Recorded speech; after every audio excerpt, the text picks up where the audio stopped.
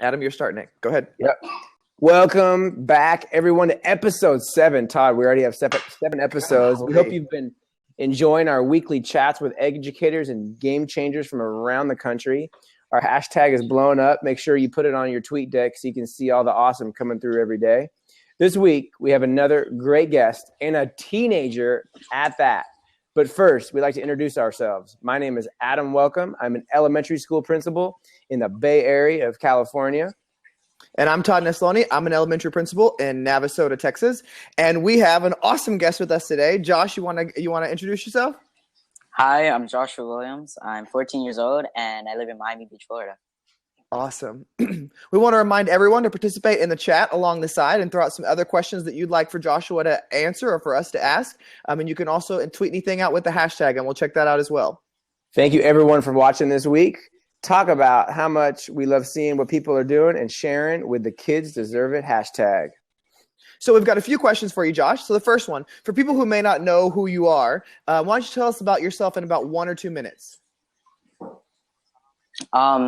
Okay, so I'm 14 years old again. I live in Miami Beach, Florida. I am a sophomore at Ransom Everglades High School in Coral Gables. I have a foundation called Joshua's Heart. We give out food to those who are in the community and really try to make a change in the world. Let's see. I like to hang out with my friends, go, to the movies, read books, and, have fun. I'm a regular 14-year-old boy, just have a foundation on the side. Nice. Right. So talk to us about Joshua's Heart and how that came to be. And why would you want to create something like that, Josh? Well, so Joshua's Heart is an initiative, program to give out food to people who need in the community. We've been doing this for 10 years, and it will be our 11th year in March, as a matter of fact. And basically, we inspire kids to make a change in the world. We give out food to those who need, and we try to give out, happiness and love to people who need it in the community. Wow. So how did it come to be?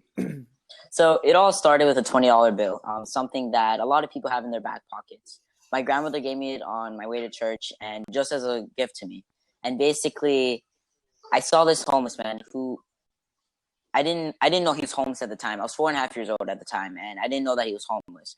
I was in the back seat. My mom was in the front driving, and I asked my mom why he was outside. He had a sign saying, I need food. I lost my job. And I didn't understand why he was in that situation. As my mom explained it to me, I was really confused. And still, I didn't understand why in our country we had people who were in these conditions.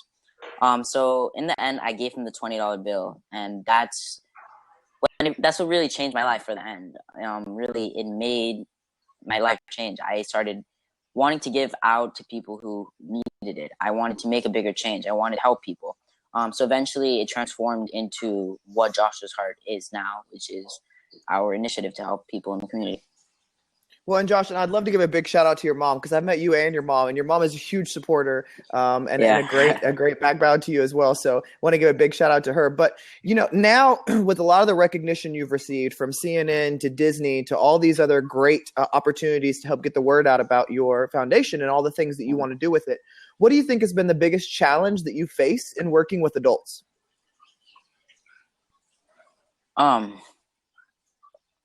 Okay, so I think a big challenge is sometimes people doubt you often. They don't, since you're a kid, they don't always take you seriously. I'm starting a new business, as a matter of fact. It's a clothing business. And basically, anytime I was talking to a manufacturer or a lawyer to help me get some details, things like that, they're really surprised that it's me, that it's somebody this young, I guess, talking to them. And they're hesitant at first, and they don't exactly take me seriously.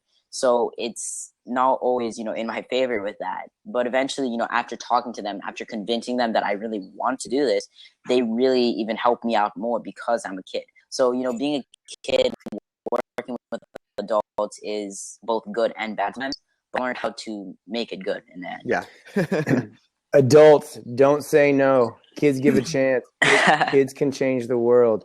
Give them a chance. I love that, Josh. So what's something that you've done that has just failed miserably or has been difficult or faced backlash? I mean, we all go through it. And then kind of how did you learn from that? How did you rebound and then become stronger moving forward? I mean, always throughout life, you learn from your mistakes. You learn from things that happen, things that go wrong. And whether it's, failing on a test or failing a quiz, whatever it is, you learn from those mistakes. You learn, oh, I might not have studied enough here. Oh, I didn't do enough reading there, whatever it may be from your mistakes. Honestly, I've failed for sometimes. Nothing in particular comes to mind, but sometimes at distributions, which is where we give out food to those who are in need, we might not help the amount of people that we wanted to help. We might not do certain things. And then we learn from those mistakes. And I mean, as I get older, I'll have more failures. I don't think I've had enough yet. And really, you can't have success without failures, right? Because you won't learn. You won't be a better person. You won't be able to change your ways and really grow without learning what's wrong with your program. And the only way you're going to learn is usually through failure or having a great mentor. That's always pretty cool too.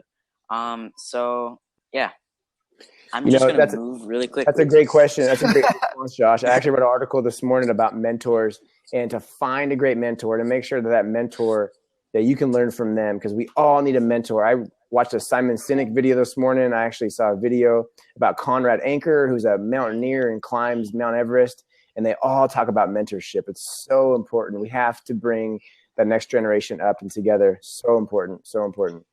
So, Josh, I have a random off-the-wall question. I've interacted with you several times, and through our conversation stuff, you speak so eloquently for somebody who is 14 years old or 12 or 13 when we've talked before. Is that something you've had to practice at, or is that just the way you've always been? Is just kind of that way?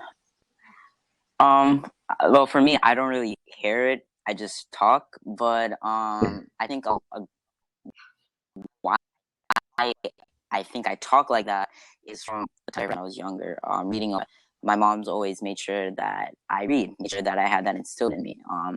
And as I got older, it gets a little harder to, find the time to read. But when you do, it's really important to read in the end. You learn. It's another way to learn. Just like failing in life, you learn from reading, because usually a lot of fiction work or nonfiction even is about the failures that people have had in life. It shows you what they learn from it. So reading has really helped me. It's really taught me how to converse with people, how to talk to people. Watching documentaries, whatever it is, and really just talking in real life has taught me how to talk to people on a personal level and really get to know people. Well, Josh, a lot of our viewers for this show are primarily educators. What would be something that you would want educators around the country to know about kids or education or school? I think a big thing that some teachers are lacking nowadays is, they're great teachers where they're able to really teach us what the material that they want us to teach us, but they're not always there for us necessarily when we're struggling with things, whether it's in our household or whatever it may be. Sometimes we're struggling with things outside of school. And I think my favorite teacher is the one who've always, really been there for me, who've really helped me out with whatever it may be, after, not just education-wise, it's all education. I think, we're all learning still, but kind of school learning, I guess, would be the people who I can talk to about anything. If I don't want to talk to my parents about it, whatever it may be. So yeah. That's great. That's great advice. I have the next question for you, Josh. But before I ask you that question, everyone who's listening, I want to challenge you this week to find a student at your school. If you're a principal, a superintendent, a teacher, and find something they're doing and ask them about it and believe in them. Or if students come up to you with an idea, you listen to them and say, you know what, let's make that happen. Because Joshua, you are such a great example of that. And we have to listen to our kids. We have to. Josh, every week we like our guests to leave a challenge for our viewers, a challenge. What is your challenge? Bring it, man.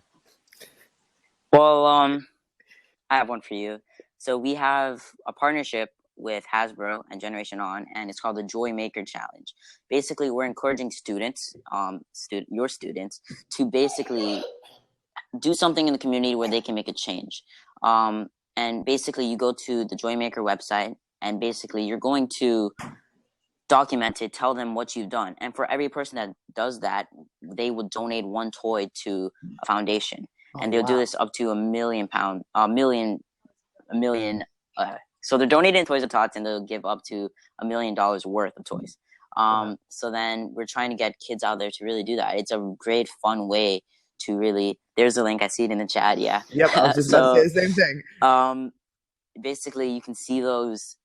Get your kids who do a project, a quick project, to do something in the community. And another thing that I always tell people to do is, this one's very easy, is a random act of kindness. And it's very simple. Just if you see somebody who needs help, go help them. Hold the door open for somebody, whatever it may be. It really makes you a happier person. It makes them happier. It just gives love and happiness around to the world. So doing little things from people, it might change your day. So, just help somebody out. So we've got 3 challenges for everybody this week. Yeah. We've got to spend some time talking and getting to know your kids. We have have your kids make something, and the website was theirgeneration.org/joymaker. And then random acts of kindness. So these are all super easy to do. So we challenge everybody to go out there and get these things done and share what you are doing on social media with the Kids Deserve It hashtag. Thank you so much, everybody, for watching the show. Josh, thank you for giving us a couple minutes of your time tonight. I really appreciate it. It's great getting to see you again. We're going to have to catch up sometime. We will. Thanks, Josh. It was great having you. Thank you, Josh. Great to meet, man. Great to talk. Thank you. See everybody later. Have a good night. Bye.